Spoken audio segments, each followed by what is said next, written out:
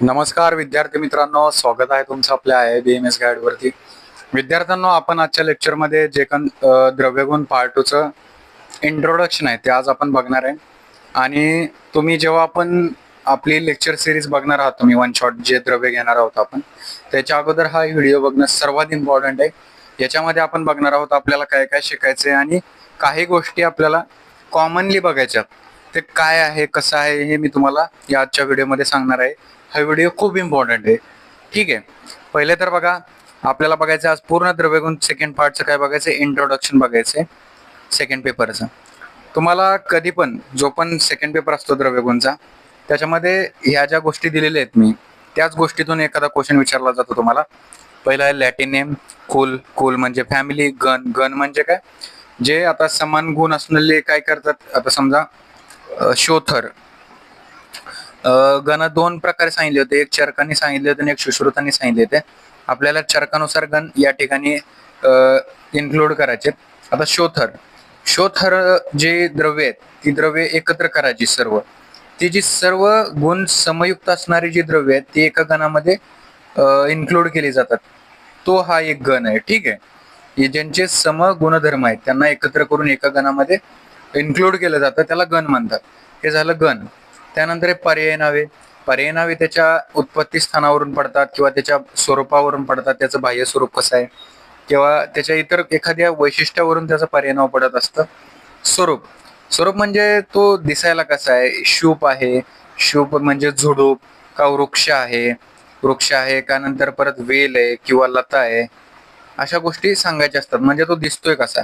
परत वृक्ष जर असेल तर त्याचे पर्ण कसे आहेत किंवा शुभ असेल तर त्याचे पर्ण कसे आहेत. प्रत्येकाचे पर्ण, पुष्प, फळ, मूळ या गोष्टींचा उल्लेख त्या ठिकाणी आपल्याला करायचा असतो विद्यार्थी मित्रांनो.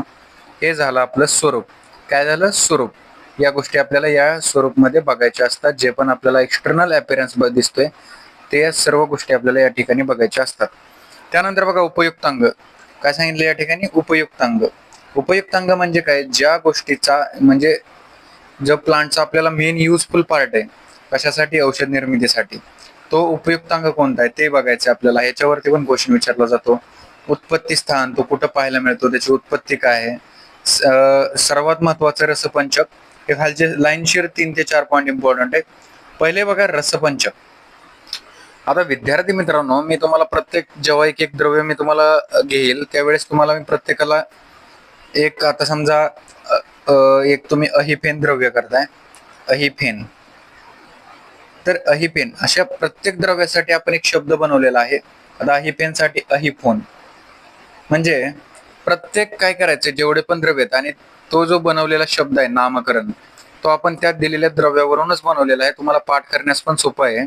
आपण ही सर्व जी PDF आहे ते आपल्या टेलिग्राम चॅनलला इन्क्लूड टाकून देतोय, ज्याच्यामध्ये सर्व द्रव्यांचं नामकरण केलेलं आपण त्या ठिकाणी आहे.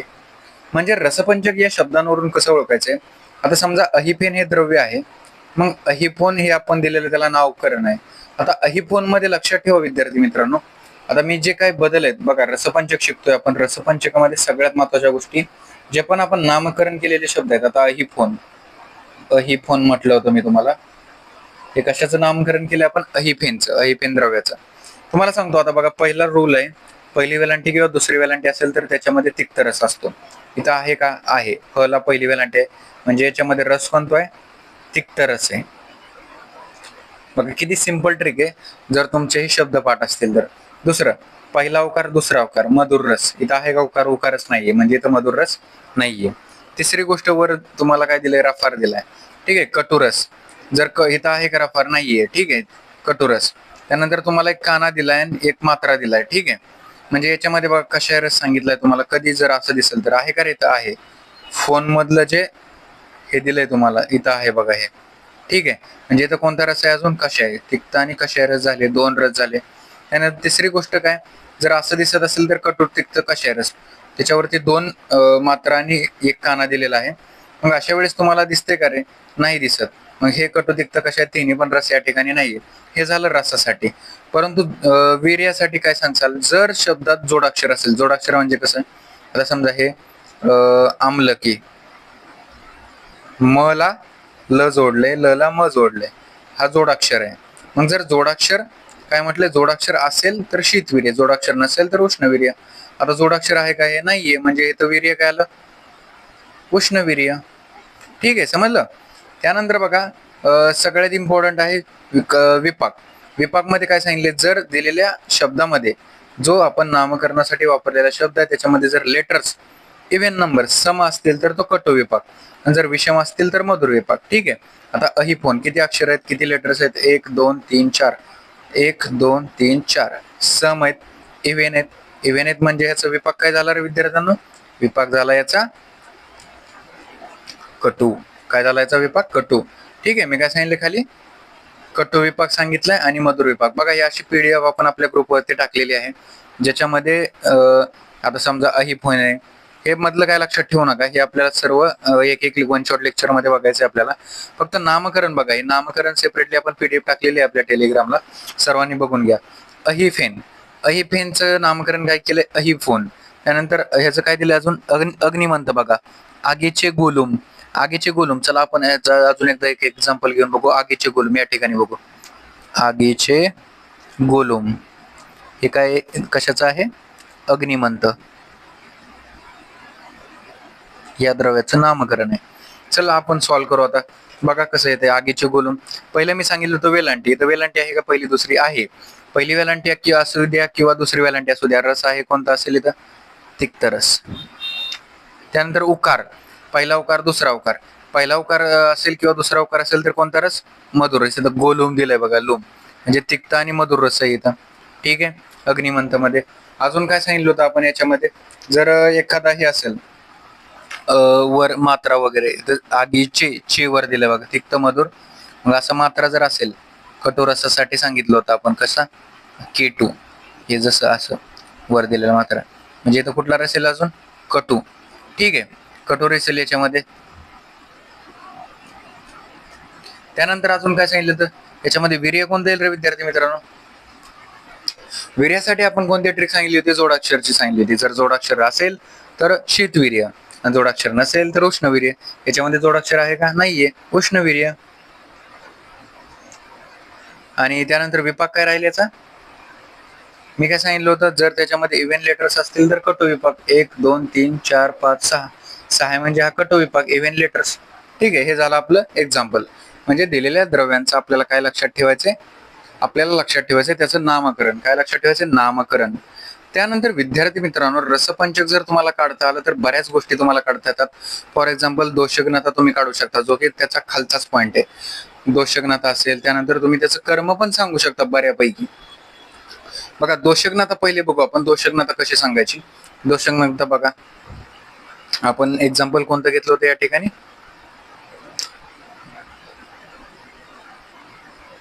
एक्झाम्पल कोणतं घेतलं होतं ह्याच्या अगोदर एक गोष्ट आठवा, आपण एका पेपर 1 मध्ये इंटर रिलेशन ऑफ गोनरस वीर्य विपाक हे बघितलं होतं एक लेक्चर. जर कोणी बघितलं नसेल तर बघून घ्या, 4 ते 5 मिनिटाचं फक्त लेक्चर आहे, ज्याच्यामध्ये आपण रसवीर्य विपाक आणि प्रभाव यांचा एक इंटर रिलेशन संबंध सांगितलेला आहे. दोषघ्नता कशी ओळखायची विद्यार्थी मित्रांनो, हे आपण रस लेक्चर मध्ये पण सांगितलं होतं. आता बघा मी तुम्हाला परत एकदा सांगतो. पहिले तर हा सिक्वेन्स लक्षात ठेवा, मधुर, आम्ल, लवण, कटू, सॉरी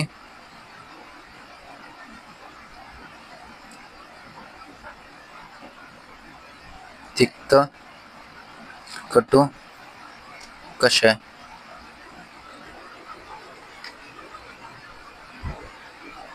ठीक आहे, याच्यामध्ये बघा पहिले विद्यार्थी मित्रांनो, मधुर, आम्ल, लवण हे 3 जे रस आहेत ते कफवर्धक आहेत, कफचं वर्धन करतात.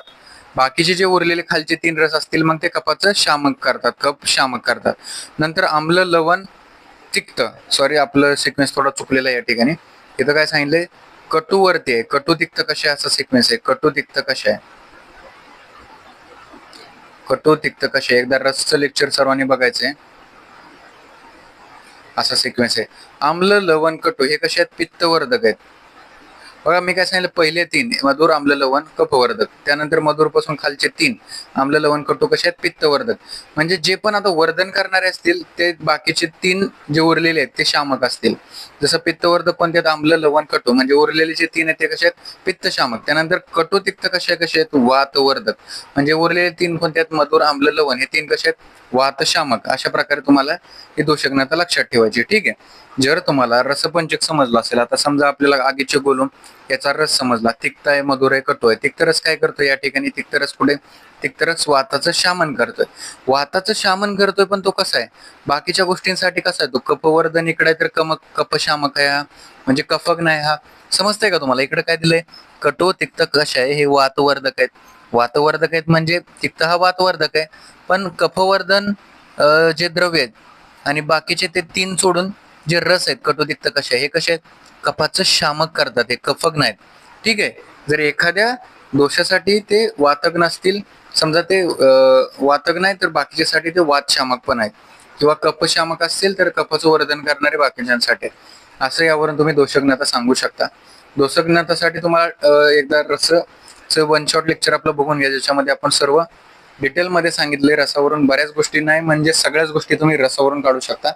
एकदा का द्रव्याचा तुम्हाला रस समजला, त्याच्यावरून तुम्ही सगळ्या गोष्टी काढू शकता. त्यानंतर बघा, मुख्य कर्म. मुख्य कर्म आणि अग्न्य कर्म हे तुम्हाला एक्झाम मध्ये विचारलं जातं. कधी कधी मुख्य कर्म विचारलं जातं आणि कधी कधी अग्न्य कर्म विचारलं जातं. आता फरक काय दोन्हीमध्ये, मुख्य कर्म म्हणजे काय, अग्न्य कर्म म्हणजे काय? तुमच्यामध्ये जे पुस्तकामध्ये दिलेले जे श्लोक आहेत, ते श्लोक नॉर्मली सगळे हे भावप्रकाशचे श्लोक आहेत, भावप्रकाश निघंटू. ठीक आहे. ज्याच्यामध्ये सर्व कर्म कसे सांगितलेत, निघंटू, सॉरी, मुख्य कर्म सांगितलेत सर्व भावप्रकाश निघंटू मध्ये. आणि जे अग्न्य कर्म आहेत ते चरकांनी सांगितलेली कर्म आहेत, इम्पॉर्टंट चरकांनी सांगितलेली कर्म आहेत. आता मुख्य कर्म आणि अग्न्य कर्म दोन्ही पण मुख्यच आहेत, जसे इम्पॉर्टंट कर्म आहेत. पण अग्न्य कर्म हे चरकांनी सांगितलेले कर्म आहेत आणि मुख्य कर्म ही भावप्रकाशांनी सांगितलेली कर्म आहेत. चरक सूत्रस्थान आय थिंक 25व्या चॅप्टर मध्ये तुम्हाला चरकच्या दिलेले आहेत अग्न्य कर्म, ज्यांच्यामध्ये असं सांगितलंय की जे मुख्य कर्म आहेत, म्हणजे भावप्रकाशाने जे कर्म सांगितले त्याच्यापेक्षा काहीतरी वेगळे आणि काही काही तर बऱ्यापैकी सेमच आहेत. भावप्रकाशांनी आणि चरकांनी सांगितलेली द्रव्यांचे कर्म सेमच आहेत. काही ठिकाणी थोडं चरकाचं वेगळं आहे. फॉर एक्झाम्पल आरगवतचं आपल्याला मुख्य कर्म स्त्रवन सांगितले, संस्त्रण सांगितले, आणि अग्न्य कर्म इकडे मृदू विरेचन सांगितले. म्हणजे थोडासा फरक आहे त्यांच्यामध्ये. हे झालं त्यांचा मुख्य कर्म आणि अग्न्य कर्म. आपण हे पूर्ण ज्यावेळेस आपण एक एक द्रव्य सिंगल डिटेलमध्ये बघणार आहोत, त्यावेळेस आपण या सर्व गोष्टी डिटेलमध्ये घेतलेल्या आहेत. अगदी लॅटिनियम पासून ते खाली कल्कपर्यंत आपण सर्व त्या पीडीएफ मध्ये इन्क्लूड केलेलं आहे. त्यामुळे जेव्हा तुम्ही एखादं द्रव्याचं लेक्चर अटेंड करचाल त्याच्या अगोदर हा व्हिडिओ तुम्हाला बघणं इम्पॉर्टंट आहे. त्यानंतर स्थानिक कर्म आणि अभ्यंतर कर्म. बघा विद्यार्थी मित्रांनो, एखादा क्वेश्चन जर तुम्हाला एलिक्यूला आला, त्यामध्ये जर तुम्हाला मुख्य कर्म विचारले असतील तर तुम्ही स्थानिक कर्म, स्थानानुसार होणारे किंवा अभ्यंतर कर्म, स्त्रोतसांमध्ये होणारे कर्म तुम्हाला लिहावे लागतात. मग कधी कधी प्रश्न पडतो, आता आपण सगळ्यांचेच अभ्यंतर कर्म, स्त्रोतसाचे कर्म, स्थानिक कर्म करत बसणार का? तर नाही विद्यार्थ्यांनो. त्यासाठी आपण एक 2-3 पीडीएफ बनवलेले आहेत, ज्याच्यामध्ये शीतवीर्याचं द्रव्य असलं की सर्व शीतवीर्यांच्या द्रव्यासाठी हे दिलेले अभ्यंतर आणि स्थानिक कर्म आपल्याला त्या ठिकाणी लिहिले तरी मार्क मिळून जातील. बघा स्थानिक कर्म कशासाठी बघतोय आपण, हे शीतवीर्यासाठी बघतो. शीतवीर्य कोणतंही द्रव्य असू द्या, शीतवीर्यासाठी दिसलं त्याचं स्थानिक कर्म हे कंडू, दाह, विसर्प, कुष्ठ, दुर्गंधीनाशक. ठीक आहे. आणि अभ्यंतर कर्म तुम्हाला त्याच्यानुसार स्त्रोतस वाईज दिलेले आहेत. अन्न व स्त्रोतस, पुरुष व स्त्रोतस, प्राण व स्त्रोतस, रसरक्त व स्त्रोतस, मांसमेध व स्त्रोतस, मेद्य, शुक्रार्थ, मूत्रव. हे झालं शीतवीर्य. म्हणजे किती सिंपल आहे. तुम्हाला लर्न काय करायचं बघा, रसपंचक आलं तुम्हाला. रसपंचक कशावरून आलं, नामकरण शब्दावरून. नामकरण केलं तुम्ही, रसपंचक आलं. रसपंचकालावरनं काय आलं, दोषज्ञता आली. दोषज्ञतावरनं आल्यानंतर तुम्हाला मुख्य कर्म पण लिहिता येईल. ठीक आहे. कटुतिक्त रस असेल तर तुम्ही काय सांगचाल, दीपन पाचन करते. गुरुलघु गुण असतील तर काय सांगचाल, ब्रोहन करते. म्हणजे त्याच्यावरून, गुणावरून तुम्ही रसावरून, रसपंचकावरून बऱ्याच गोष्टी सांगू शकता. आणि जर तुम्हाला स्थानिक कर्म आणि अभ्यंतर कर्म या गोष्टी लिहायच्या असतील तर तुम्ही फक्त त्याचं वीर्य ओळखा. जर शीतवीर्य असेल तर तुम्हाला ही पीडीएफ मधलं ध्यानात ठेवा. कोणतंही शीतवीर्य असू दे, त्यांच्यासाठी हे दिलेल्या सर्व स्थानिक कर्म आणि अभ्यंतर कर्म लागू होतात. त्यानंतर जे कोणतंही उष्णवीर्य असू द्या, कोणताही उष्णवीर्य, त्यांच्यासाठी दिलेले स्थानिक कर्म आणि अभ्यंतर कर्म तुम्हाला या ठिकाणी लिहायचे. ज्यांच्याकडे वाटलंच तर स्क्रीनशॉट घ्या किंवा स्क्रीन रेकॉर्डिंग करा तुम्ही, नाहीतर आपल्या टेलिग्राम चॅनलला पूर्ण PDF तुम्हाला दिलेली आहे, ज्याच्यामध्ये शीतवीर्य आणि उष्णवीर्यांचं स्थानिक आणि अभ्यंतर कर्म कधी कधी विचारलं जातं. अन्न व स्त्रोतसावरती काम करणाऱ्या द्रव्यांची नावं लिहा. त्यावेळेस तुम्ही वीर्याचं द्रव्य आठवलं तर द्रव्यानुसार ते वीर्याच्या तुम्ही बऱ्याच गोष्टी एक्सप्लेन करू शकता विद्यार्थी मित्रांनो. ठीक आहे. आणि बघा इथं आपण हे पण दिले, जर तुम्हाला नॉर्मली विचारत नाहीत म्हणून आपण हा पॉईंट इन्क्लूडच केला नाही, रासायनिक संघटन एखाद्या द्रव्याचं.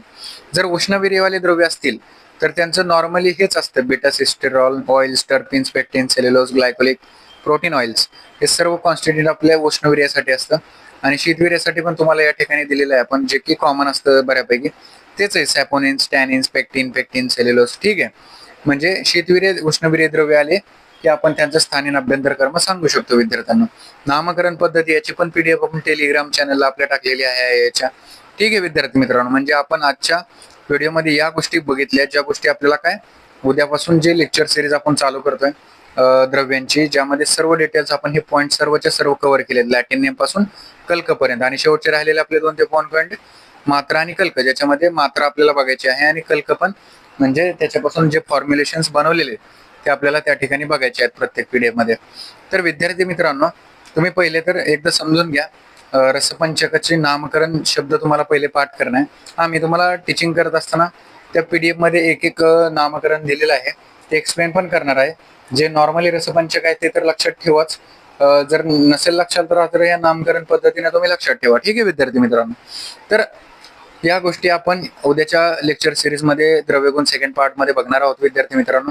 ही एक गोष्ट लक्षात ठेवा, बेसिक रूल काय आहेत आपल्या नामकरण पद्धतीसाठी, काना, मात्रा, वेलांटी, उकार, त्यानंतर उष्णवीर्य आणि शीतवीर्यांचं स्थानिक आणि अभ्यंतर कर्म, हे सर्व PDF आपल्या टेलिग्राम चॅनलला पडलेले आहेत विद्यार्थी मित्रांनो. ठीक आहे. तर आपण चालू करूया उद्यापासून द्रव्यगुण सेकंड पार्टचा लेक्चर्स, ज्याच्यामध्ये आपण 1 शॉट मध्ये एक एक द्रव्य कंप्लीट करू, अगदी लॅटिन नेम पासून ते कल्कपर्यंतचे सर्व इम्पॉर्टंट पॉइंट्स आपण एकदम डिटेल मध्ये एक्सप्लेन करणार आहोत विद्यार्थी मित्रांनो. तर भेटूया आपल्या नवीन लेक्चर मध्ये. Thank you very much.